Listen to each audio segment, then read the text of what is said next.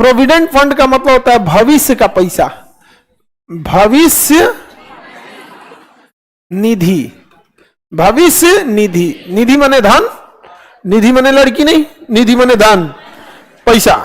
जैसे संचित निधि या प्रोविडेंट फंड क्या होता है बाबू? भविष्य निधि होता है।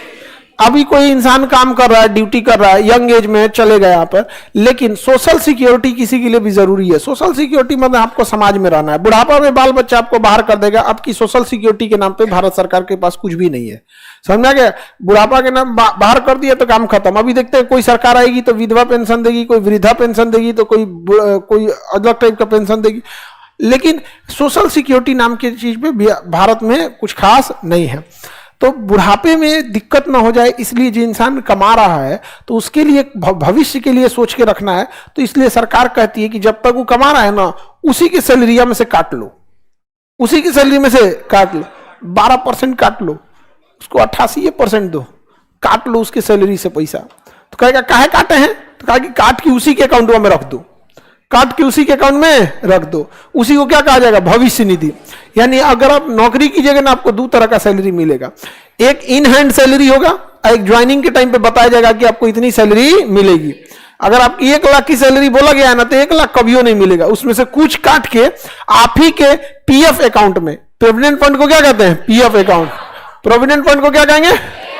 पीएफ अकाउंट में रख देगा। कहेगा कि देखिए आप अपना पीएफ अकाउंट चेक कीजिए, उसमें गया है, और अपना इन हैंड सैलरी चेक कीजिए, आपके अकाउंट में गया है। तो आपका पैसा जो है वो कितने जगह जाएगा? 2 जगह। 12% काट के कहां डाल देगा? पीएफ अकाउंट में, बाकी 88% आपके सैलरी अकाउंट में। तो एगो सैलरी अकाउंट में देख लीजिए और पीएफ में देखिए। सैलरी अकाउंट का पैसा जब मन तब निकाल सकते हैं, डेली निकालते रहिए, एटीएम में बड़ी खटिया लगा के निकालते रहिए। पीएफ अकाउंट से पैसा नहीं निकलता है। और अगर आप पैसा निकालना चाहते हैं पीएफ अकाउंट में, तो बड़ा लंबा प्रोसीजर होता है। आप तभी निकाल सकते हैं जब आपको कोई हेल्थ इमरजेंसी हो तब।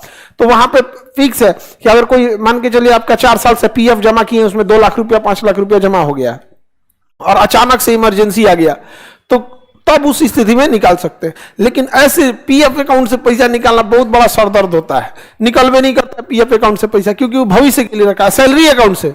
तो एटीएम है, जब मन तब निकालते रहिए, उससे क्या मतलब रहता है? पीएफ अकाउंट में एटीएम देगा? घसका देगा आदमी तुरंत सब पैसा। तो पीएफ अकाउंट समझ में आ गया कि नहीं आ गया? भविष्य में खोलता है यहाँ पे, तो आपका क्या कौन सा अकाउंट खुलेगा? PF account. और आपको जो अकाउंट खुलेगा उसे रहेगा universal account number, universal account number, permanent account number नहीं, universal account number, UAN number. क्या हो गया? यूएन, पैन नंबर नहीं, यूएन नंबर। अब देखिए कैसे होता है। अगर कोई कंपनी कर्मचारी काम करने आया तो उसका एक पीएफ अकाउंट खुलेगा, और जैसे पैन नंबर मिलता है ना, वैसे उसे क्या मिलेगा? UN number. हाँ, इमरजेंसी की उसके 3-4 पैरामीटर हैं। हेल्थ हो गया, एजुकेशन हो गया, या फिर कोई और चीज हो गया। 3-4 इमरजेंसी में ही आप पीएफ का पैसा निकाल सकते हैं। अदरवाइज जब तक रिटायर नहीं हो जाएगा पीएफ का पैसा नहीं निकलेगा, समझा? अब देखिए, पीएफ अकाउंट खुलवाने जाइएगा तो आपको यूएन नंबर की जरूरत पड़ेगी। यूएन नंबर कभी चेंज नहीं होता है। आप अगर किसी कंपनी में आप काम कर रहे हैं, सपोज रिलायंस कंपनी में काम कर रहे हैं, तो रिलायंस क्या आपको पूरी सैलरी देगा या पीएफ काटेगा? किस अकाउंट में डालेगा? पीएफ अकाउंट में डालेगा। अब अगर आपने रिलायंस छोड़ के टाटा ज्वाइन कर लिया तो सैलरी अकाउंट तो चेंज हो जाएगा, क्योंकि सैलरी अकाउंट अडानी का चेंज। अब आप कहां चले आए? टाटा में। लेकिन टाटा में भी आ जाएंगे तो आपका पीएफ अकाउंट चेंज नहीं होगा। जैसे पैन कार्ड चेंज होता है उसी तरह पीएफ अकाउंट चेंज नहीं होगा। टाटा वाला आपको सैलरी देगा अलग अकाउंट में, कहेगा अलग बैंक में खुलवाइए खाता, हम उसमें सैलरी देंगे, लेकिन पीएफ सेम। तो क्या पीएफ अकाउंट चेंज होता है? कभी नहीं चेंज होता। कंपनी चेंज कर लेंगे, पीएफ अकाउंट चेंज होगा? कभी नहीं। विदेश में चल जाएंगे, आप मान के चलिए आपकी कंपनी आपको अडानी का दिया, विदेश में भागो, यहाँ पे यूनिवर्सल है, कहा उसी अकाउंट में डालेंगे, पीएफ अकाउंट में डालेंगे। समझ में आ गया कि नहीं गया? तो पीएफ अकाउंट चेंज नहीं होता है। किस लिए दिया जाता है? भविष्य के लिए। अब 2 तरह के कर्मचारी होते हैं, एक सरकारी एक प्राइवेट। कंसेप्ट दोनों का सेम है। सरकारी रहेगा तो employed provident fund, employed provident fund, PF जो हो गया, पीएफ मतलब भविष्य निधि। कितने टाइप का? 2 टाइप का। सरकारी है employed provident fund, provident fund, और अगर प्राइवेट है तो पब्लिक प्रोविडेंट फंड, पीपीएफ और ईपीएफ, पीपीएफ और ईपीएफ, समझ में आ गया कि नहीं आ गया? ये किसके लिए? सरकारी। आइए, बाकी कॉन्सेप्ट क्या है? सेम कॉन्सेप्ट क्या है? सेम। पीएफ अकाउंट समझ में आ गया? कोई दिक्कत? ये कब पैसा मिलेगा? रिटायरमेंट के बाद। कितने साल पे? 60 साल। उससे पहले निकालना है तो बड़ी प्रोसीजर फॉलो करना पड़ेगा। आपको दिखाना पड़ेगा कि आपके बच्चे की पढ़ाई रुक रही है, या फिर कोई ब्याह शादी में खर्च है, इमरजेंसी है, हेल्थ इशू है, तो उसका प्रोसीजर होता है। 10 दिन लगा देगा उसी प्रोसीजर में। बताइए, सरकारी कर्मचारी ईपीएफ, प्राइवेट। अब एक बात बताओ, कोई कर्मचारी ही नहीं है तो क्या वो बूढ़ा नहीं होगा? कोई बेरोजगार है, जैसे ज्यादातर भारत की महिलाएं जॉब नहीं करती हैं, ना वो सरकारी ही करती हैं ना प्राइवेट, कोई जॉब ही नहीं करती हैं। आप में से कितने लोग के मम्मी जॉब करती हैं? हाथ उठाइए। देखो, 2% नहीं है क्लास की कैपेसिटी का, 2% भी नहीं है। कौन से जॉब में? टीचर में। आपके सब लोग टीचर में हो गए जी। इन लोग से ज्यादा पैसा लेने लायक पैसा है इन लोग के पास। देखो करी नहीं है, बताओ इसको। कितना कौड़े पलट गई।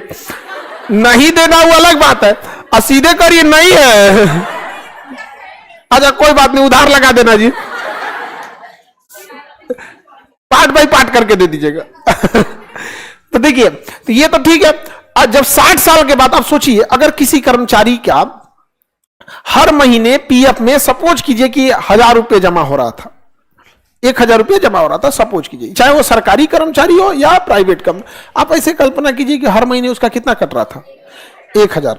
ठीक है, हालांकि 50,000 की सैलरी है तो उसको अच्छा खासा उसका कटेगा 12% के हिसाब से। ठीक है, तो अब 1000 के हिसाब से चल रहा है तो हर महीने उसका कितना जमा हो जाएगा? 12,000। हर साल 12,000, हर साल 12,000 जमा हो जाएगा। सपोज कीजिए कि उस व्यक्ति को 30 साल की उम्र में नौकरी लगी थी। कितनी उम्र में? 30 साल। 30 साल की उम्र में नौकरी लगी थी। जब तक वो 60 साल का रिटायर होगा, बीच में कितना साल नौकरी करे? और 30 साल में कितने महीने? 12। तो 480 महीना, 12 36 ना, 360 महीने। कितने महीने जॉब किया? 360 महीने जॉब किया। और हर महीने उसने कितना जमा किया? 1000, 3,60,000, 3,60,000। 30 साल तक उसको ब्याज मिलेगा कि नहीं मिलेगा? 30 साल का ब्याज जोड़िएगा तो उसको कितना पैसा हो जाएगा? बहुत बड़ा अमाउंट हो जाएगा। 30 साल का ब्याज, 1 साल के ब्याज में तो आदमी का कमर तोड़ देता है। 30 साल का ब्याज, पैसा लिए है उससे तो ब्याज दीजिएगा कि नहीं? यही जोड़ ओढ़ के उनका क्या पकड़ा दिया जाएगा? पेंशन। तो जब रिटायर होंगे तो बड़ा अमाउंट में क्या मिलता है? पेंशन मिलता है यहां पर। हाँ, पीएफ वाला ही पैसा पेंशन मिलता है। ये क्या करिए कि सर पेंशन भी मिलेगा पीएफ भी मिलेगा। जो पेंशन है ना, पीएफ पेंशन, पेंशन क्या है? पीएफ है। पेंशन क्या है? पीएफ है, कुछ अलग से नहीं है। समझ गया कि नहीं गया? हर महीने काटा था आपके सैलरी से, 30-35 साल तक पैसा काटा, 30-35 साल तक पैसा काटा, और एक के बार दे देगा तो अच्छा नहीं लगेगा थोड़ा? क्या? तो जितना ज्यादा सैलरी उतना ज्यादा पीएफ, जितना ज्यादा। अब सपोज कीजिए किसी का 1 लाख रुपए सैलरी, सैलरी कितना है? 1 लाख, और इसने 12% पीएफ कटा रखा है, तो कितना पीएफ हो गया? 12,000। कितना हजार? 12,000। अब सोचिए, अगर वो 30 साल नौकरी करता है तो 360 महीना होता है। कितना महीना होता है? और कितना जमा कर लिया? 12,000 गुणा कीजिए, 12 छके 72, 72 हाथ में आया 7, 12 तिहाई 36, और 7 43, 36 है 7 43। कई को जीरो? 1 2 3 4, इकाई दाई सैकड़ा हजार 10,000 लाख 10 लाख 45 लाख 20,000। बाबू इस पे ब्याज अभी नहीं है। 30 साल का ब्याज जोड़िए। कितने साल का? ये तो खाली वो जमा कराया है। 30 साल का क्या चीज है? ब्याज। समझ में गया? तो अमूमन क्या किया जाता है, कई बार अलग अलग टाइप का, कि जैसे ये है ना 43 लाख, रिटायर होगा तो ये दे दिया जाएगा कि लो भैया ये रख लो, तो कहेंगे हमारा ब्याज का पैसा हर महीने दे देंगे, तो एक के बार घर और बनवा लो।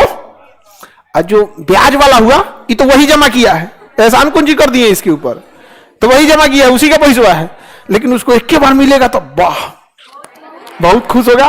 अब ब्याज वाला हर महीने, अच्छा ब्याज तो अब अपना डिपार्टमेंट देखे कैसे कैसे देना है उसको, सामने आ गया कि नहीं गया, महीने महीने दे, लेकिन एक बार फिक्स मिलता है, और फिर क्या होता है महीना मिलने लगता है यहाँ पे 8%, 8 से 9% का ब्याज मिलता है इस पे, किस पे, पीएफ। अब बैंक में रखिएगा तो 7%, फिक्स डिपॉजिट पे 7% है, फिक्स डिपॉजिट से ज्यादा है इसमें, समझ में आ गया कि नहीं आ गया? हाँ अग्निवीर, इसमें कहां से तुम अग्निवीर लेके चला है? हाँ अग्निवीर सेम चीज है, वो आप ही का पीएफ से काट के आपको थमा देगा यहाँ पे। पहले 40 साल के लिए था, अभी 4 साल के लिए। पहले ड्यूटी आप 40 साल पे होते थे ना, रिटायर होता था आदमी 40-42 साल का जब एज हो जाता था तो सिपाही को रिटायर किया जाता था।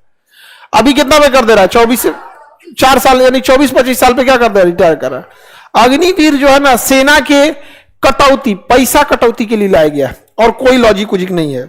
सेना पे बहुत ज्यादा खर्च हो रहा था, इसलिए सेना के खर्च को कैसे कम किया जा सके, इसका एक रीजन है। क्योंकि 4 साल बाद उसकी सैलरी, देखिए 10 साल पुराना कर्मचारी ना उतना सैलरी उठाता है जितना 2 नया उठाता है, नहीं समझा? तो 10 साल तक उसको काहे झेलेगा? सेना का सीधा कहना है बड़े अधिकारियों को ले जाएगा, छोटे अधिकारी छोटे लोग को नहीं। आगे बढ़े। हाँ ये पैसा पीएफ यही होता है आपका पेंशन,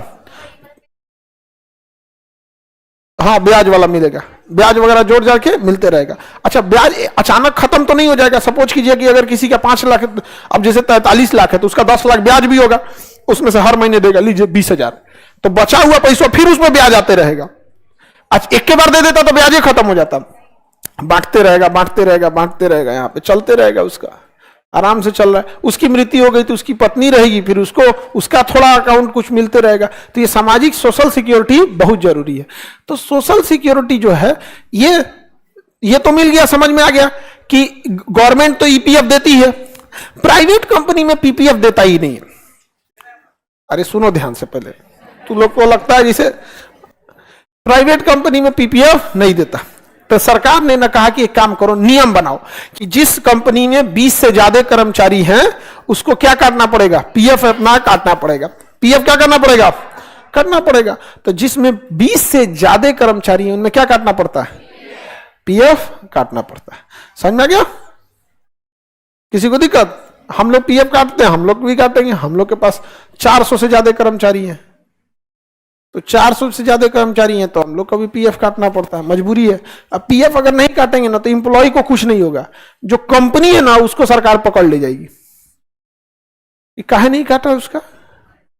तो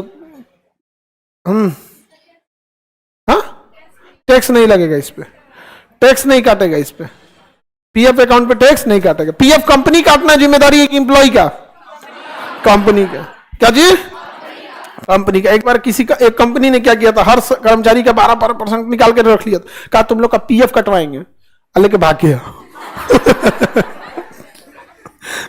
कर्मचारी से परेशान हो गए। इसलिए पीएफ डिपार्टमेंट बहुत स्ट्रिक्ट रहता है, तुरंत पकड़ लेता है कि उसका जमा का ही नहीं करा है। और दूसरा आप अपना हर महीने चेक कर लीजिए, क्या कर लीजिए, हर महीने चेक कर लीजिए। कई बार, एक बार हम लोग का भी पीएफ जमा कराने में एक अकाउंट जो जमा कराता है अकाउंट, अब हम हर एक काम हम थोड़े करेंगे, सबका अपना अपना अलग अलग काम है। तो अकाउंटेंट हो एक बार गड़बड़ा दिया था, 3 महीना तक पीएफ नहीं दिया था। फिर उसको बोला गया है जमा कर इसको, इंटरेस्ट लगा के, यहाँ पे बेवकूफ कहीं का अटका देते हैं सब कभी कभी। तो पीएफ समझ में आ गया। अच्छा जिनके घर वाले जॉब ही नहीं करते, ना प्राइवेट या सरकारी, सरकारी करेंगे तो ईपीएफ, प्राइवेट करेंगे पीपीएफ। अब पीपीएफ भी कौन कंपनी काटेगी, जिसमें कर्मचारी 20 से ज्यादा है, कर्मचारी क्या है 20 से ज्यादा। अच्छा 20 से ज्यादा कर्मचारी रहेंगे तभी बड़ी कंपनी भी रहेगी। 20 कर्मचारी में कौन सी हो जाता है यहाँ पे, हाँ नहीं ये ठीक है, ये वाला पीपीएफ